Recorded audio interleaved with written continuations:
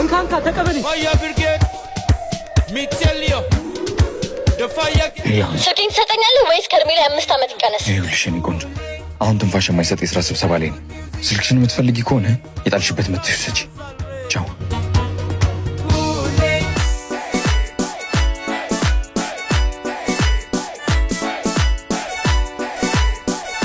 ያው ሳቅ ጎርሳ መጣችልህ። ነግሬ ነበር እኮ እንደምትመጣ። ትሰማኛለህ? ዛሬ ጫፌን ብነካኝ ሴት ናት ብዬ ዝም አልላትምሽ። ትሰማኛለህ? ማን እንደሆንኩኝ ያወቅኝ አልመሰለኝም። መዳፈር ከሌለበት ሰው ጋር ባትዳፈር ላንተም ጥሩ ነው። ሲጀመር እንዴት ብትንቀኝ ነው ኪሴ ውስጥ ገብተህ ስልኬን የሰራከኝ? ሌባ! ገና ሳይታውቀኝ ነበር። ደሞ እኮ ለማፈር ስላለኝ ነበርኩ ስትል። አሁን ስልኬን ስጠኝና ልሂድ።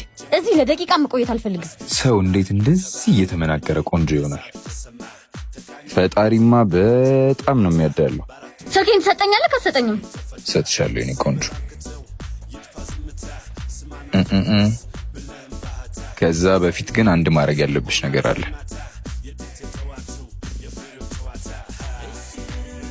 ጨዋታ ብለሽ መውሰድ ትችያለሽ። እንደ ህፃን ጨዋታ ትወዳለህ መሰለኝ። እኔ ስሜን ነግሬሻለሁ። አንቺ ስምሽን አትነግሪኝ? ነተው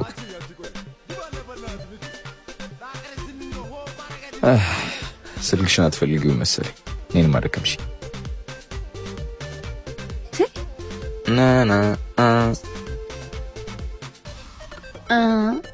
ስሜን ነው ማወቅ የፈለከው? ስሜ ማን ይባላል መሰለ? ቢንጎ። ለወደፊት የምትጫወተውን ሰው ምረጥ እሺ? ካላቅም አትንጠራራ ሌባ። ከየት ነው ደግሞ እቺን ያመጡብን? በጊዮርጊስ እጄ ካላስገባዋት አላርፍም። በቃ ለምን አፈታትም? አልተዋት። ትንሽ ብታለፋኝ እንደምታያት አይደለችም።